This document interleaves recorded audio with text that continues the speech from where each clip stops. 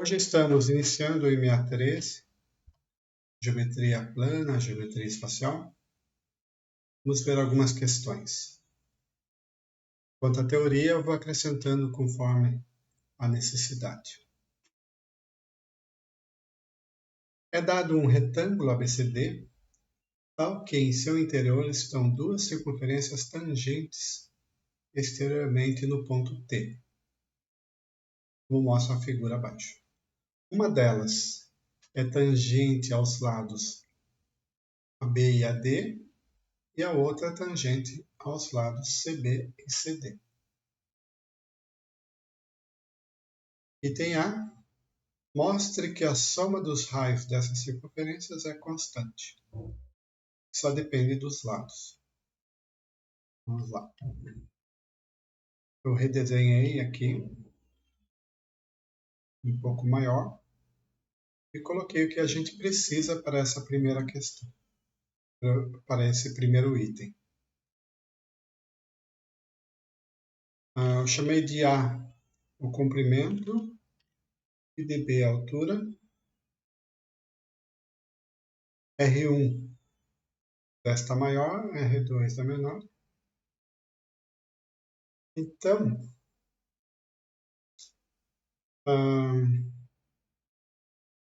o que eu posso fazer aqui? Vamos lembrar que os centros de duas circunferências tangentes estão alinhados com o ponto de tangência. Essa é uma propriedade importante. Então, se eu ligar esses dois centros, certamente vai passar pelo ponto de tangência. Outra propriedade também interessante é com respeito a uma reta tangente e a circunferência. A reta tangente a uma circunferência forma ângulo reto com o raio e contém o ponto de tangência. Então, aqui forma ângulo reto, aqui ângulo reto. Logo, aqui eu tenho um quadrado de lado R1. E aqui eu tenho um quadrado de raio R2.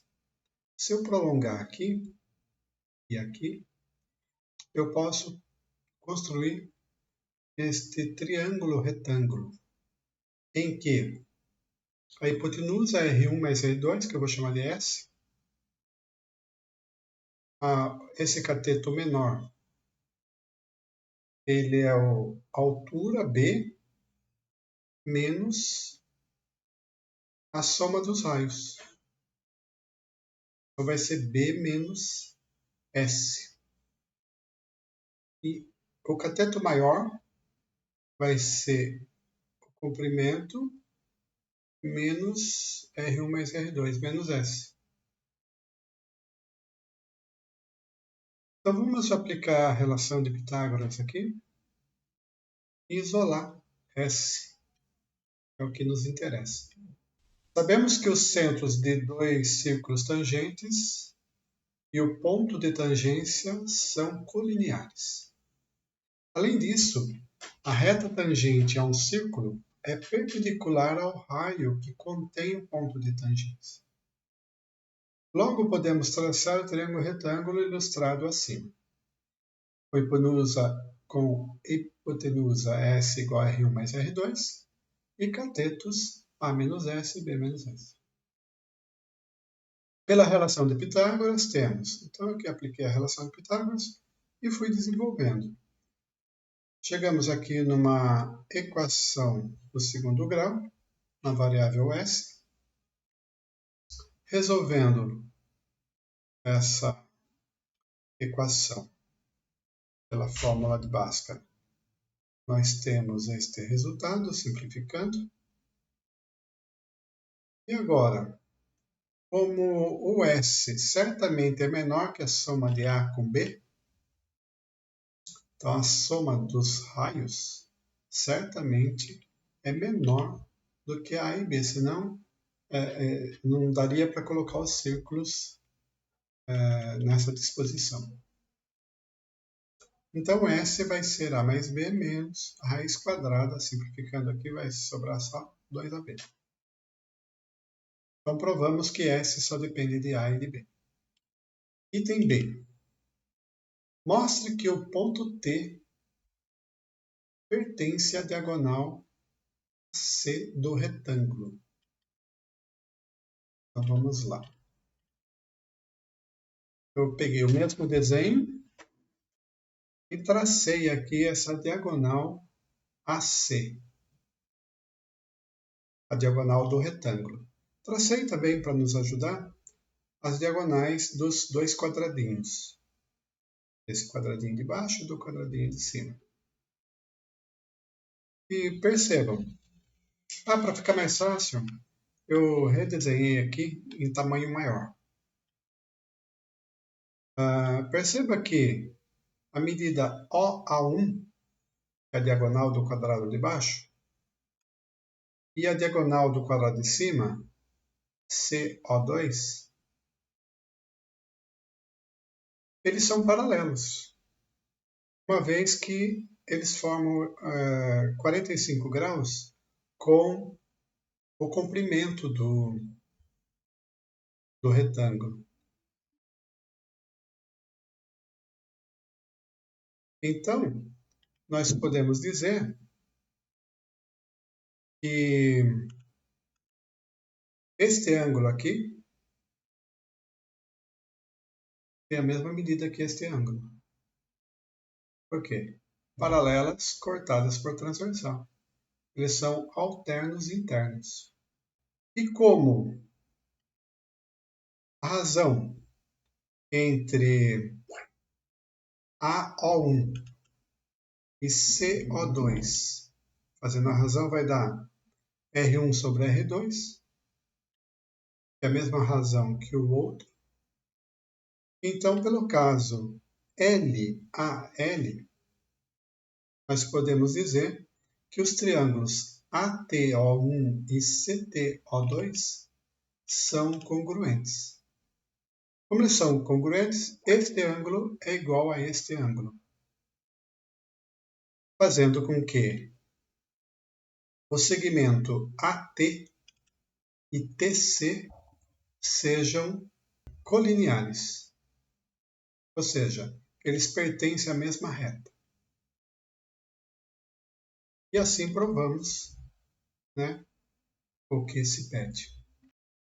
O poliedro representado na figura abaixo é tal que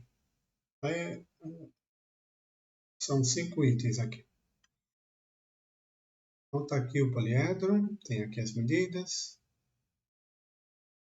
Descreva o plano de simetria do poliedro.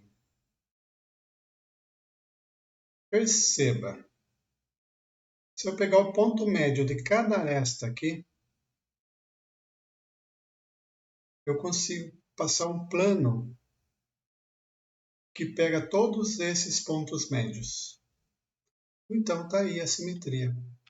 Então, o plano de simetria do poliedro é o plano perpendicular às arestas de medida 3x e que corta essas arestas em seus pontos médios.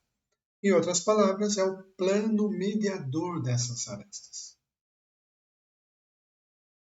Então, eu redesenhei aqui mostrando o plano mediador dessas arestas de medida 3x. Item B.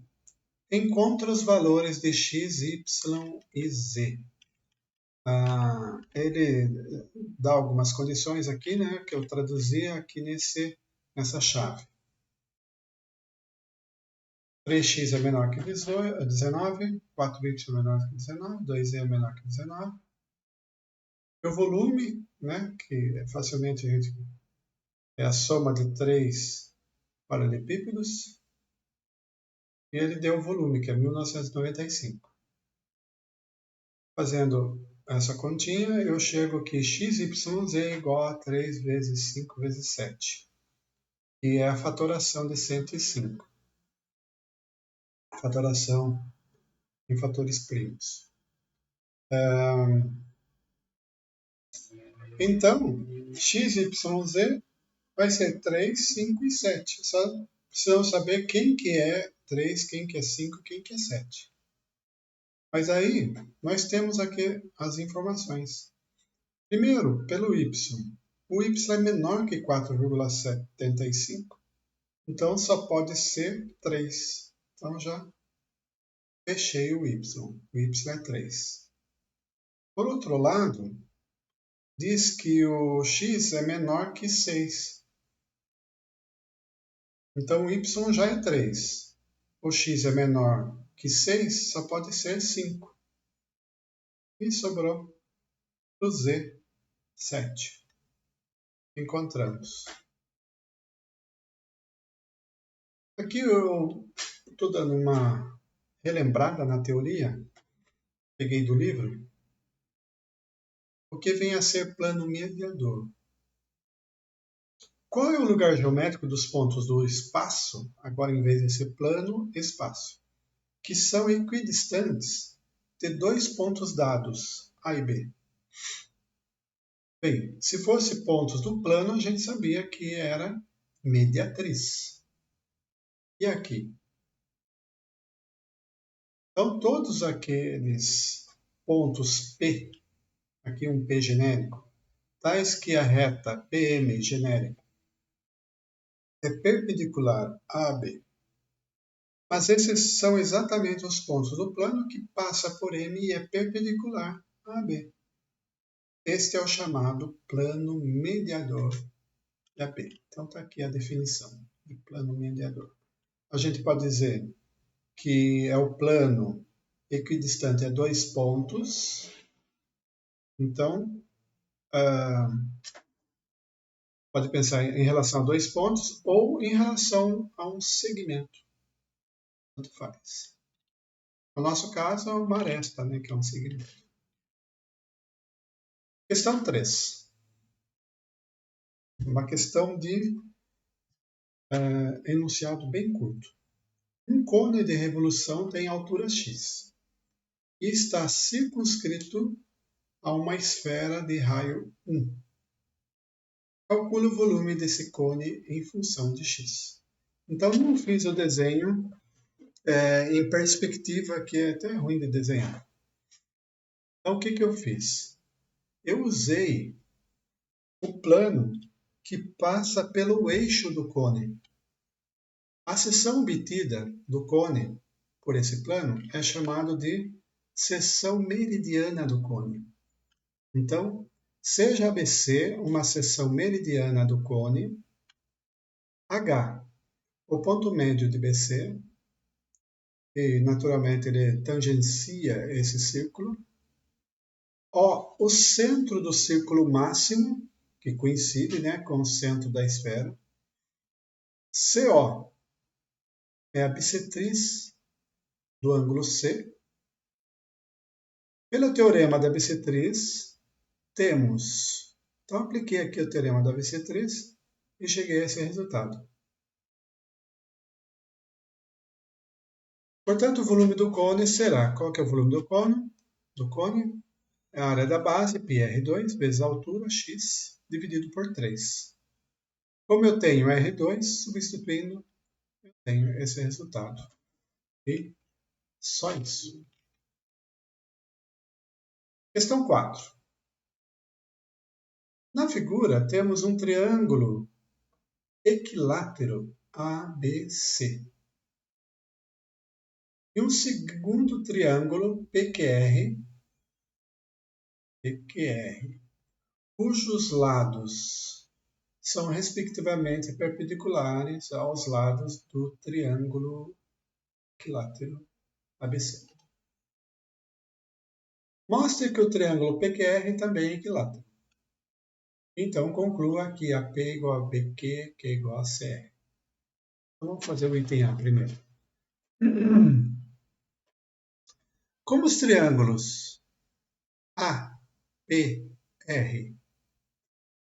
BPQ, CRQ são retângulos, né? Todos eles são retângulos, pelo próprio enunciado, os ângulos agudos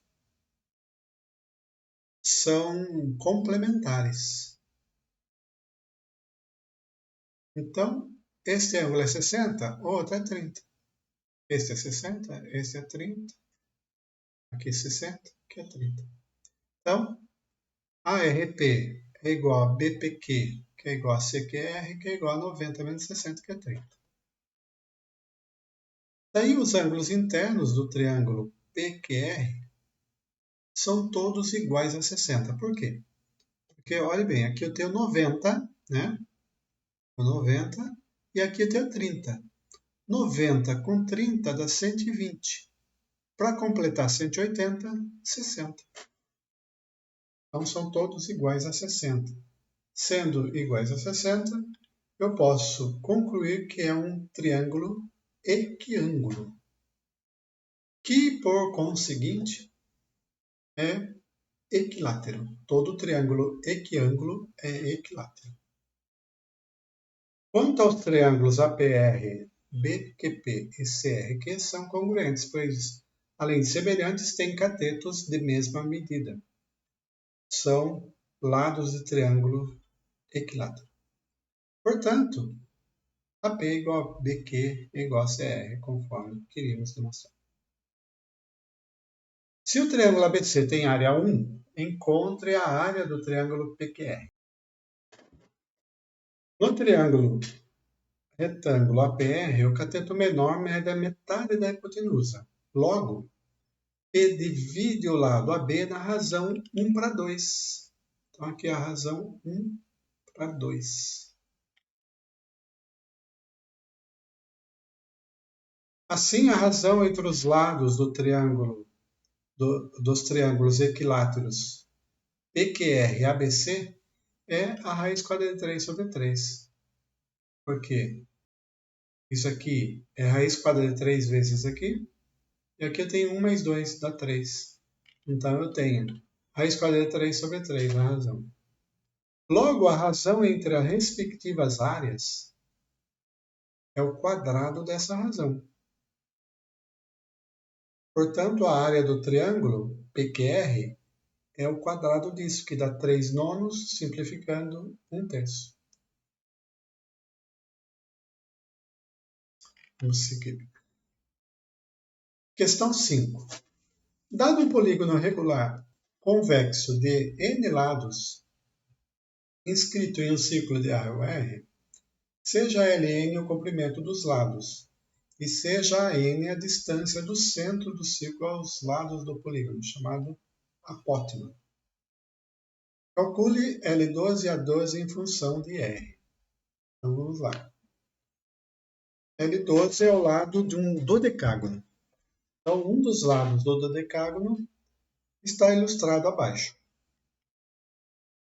Tem aqui é o lado do dodecágono e aqui o raio da circunferência circunscrita. O ângulo AOB mede 360 dividido por 12, né? Que dá 30.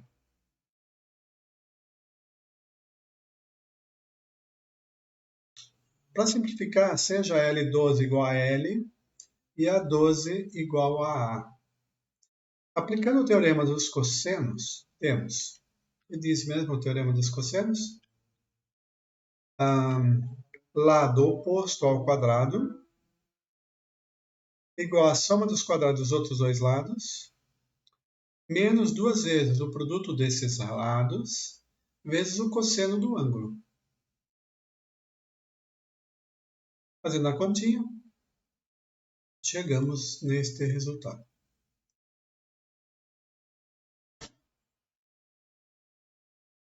Resolvido a primeira parte do item A. Agora o apótema. O apótema A é a altura OH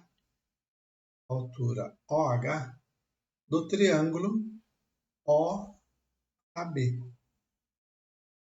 Assim, aplicando aqui a relação de Pitágoras, né? A ao quadrado vai ser hipotenusa ao quadrado menos cateto ao quadrado. Fazendo a continha, chego nesse resultado para o A. Semelhante, né? O L e o A. Item B. Use o item A para obter o valor de tangente de 75. Bem, aqui como é um triângulo isósceles, eu faço 180 menos 30 dá 150. Então, a soma desses dois ângulos dá 150. Como eles são iguais, cada um mede metade de 150, 75. Daí eu vou aplicar aqui, né? Como eu quero a tangente é cateto oposto sobre cateto adjacente. Então, vai ser o A dividido pela metade do L. Aqui. Fazendo essa continha, simplificando, e depois racionalizando o denominador, chego nesse resultado. E, finalmente, questão 6. Um quadrilátero qualquer, que eu desenhei em azul, tem os seus vértices sobre um dos lados de um quadrado, cujo lado tem medida 1. Sabendo que as medidas dos lados desse quadrilátero são ABCD, prove que a soma dos quadrados de ABCD fica entre 2 e 4. Vamos provar isso. Então, aqui está o desenho do quadrilátero, com os lados medindo ABCD. Ele está inscrito num quadrado, de lado 1. Então, esse pedacinho eu chamei de x. Logo, esse outro vai ser 1 menos x. Esse pedacinho eu chamei de y, esse vai ser 1 menos y, aqui z, aqui 1 menos z, aqui w, 1 menos w. Aí eu vou aplicar a relação de Pitágoras para cada um desses 4 triângulos retângulos. Aqui. E como ele quer a soma de A ao quadrado, B ao quadrado, C ao quadrado, D ao quadrado, eu somei essas expressões, essas igualdades. Fazendo a soma, eu obtenho isso aqui, ó, juntando x com x, y com y e z com z. Aí, W com W. Né? Eu percebo que todos eles têm a mesma expressão, exceto pela variável. Só muda a variável. Então, eu vou pensar numa função que tem essa expressão. Olha que interessante o truque. Eu sei que o x ele vai de 0 a 1, né? Assim como o y, o z e o w. Então, vou pensar numa função. Seja uma função f de domínio no intervalo de 0 a 1 em R. Uma função definida por f de t igual a essa expressão aqui, só que escrita em t, genericamente. Como se trata de uma função quadrática de coeficiente líder positivo, esse 2 aqui, né? E a abscissa de seu vértice está dentro do intervalo 0, 1, a abscissa é só fazer menos b sobre 2a, né? Então ele vai dar meio. E meio está dentro do intervalo. Se ele está dentro do intervalo, então o valor mínimo de f ocorre no vértice. Ou seja, f mínimo, eu apliquei a fórmula aqui, né? Menos delta sobre 4a. Então, o resultado deu meio. Já tenho f mínimo. É interessante também encontrar o f máximo. Por outro lado, o valor máximo de f ocorre, só pode ser agora, né, no extremo do intervalo. Pode ser num, no outro ou nos dois. No caso, aqui nos dois. F de 0 dá 1, f de 1 também dá 1. Então, f máximo é o 1. Então, temos o f mínimo, f máximo. Então, nós temos o máximo de cada um desses e o mínimo de cada um desses. Então, se eu somar todos os mínimos e somar todos os máximos, eu tenho um intervalo em que essa soma ocorre. Então, como a soma é igual a f de x mais f de y mais f de z mais f de w, então a soma fica entre 4 mínimos e 4 máximos. 4 mínimo, 4 vezes meio dá 2. E 4 máximos, 4 vezes 1 dá 4. Chegamos onde queríamos. Vamos conversar.